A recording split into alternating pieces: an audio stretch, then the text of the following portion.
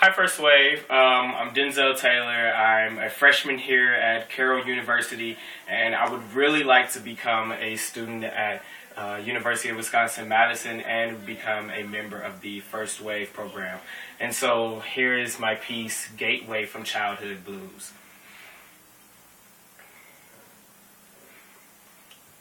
My favorite childhood toys were Hot Wheels. For my little brother, Tape Decks and Spider-Man. My sister had this obsession with dolls, and I still can't understand what made something you called a brat so special, but nonetheless we had our toys. And each one left imprints on our lives more unique than birthmarks and more permanent than tattoos. You see, whenever our colorful world became overshadowed with blues, my sister would make things better by decorating her figures, and a few races down the hallway would help me blow past my issues, while my brother shredded over his own with fancy tricks on the bookshelf because, well, we found refuge in our toys. It's true. Now, some people might call me childish, but recall how many medicinal uses you discovered during private playtime. Those many adventures of learning to use an easy-bake oven and the thought of accomplishment that latches onto the first cake you bake, or how G.I. Joe's bravery in the jungles of your room provided strength against bullies because they were never ever to cloud your world because, well, the good guys always saved the day. And the life-size princess became your new friend for sharing good news because she was always the best listener. I remember my few years as a toddler. They were filled with the energies of private playtime because, well, my company wasn't always enjoyed.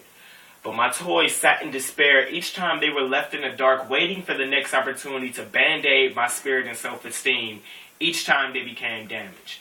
But age eventually presented a much harder task.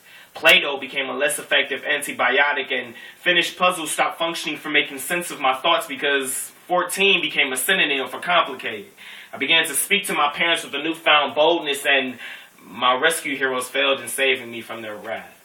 All around the same time, I discovered a new passion for poetry. But there's still more.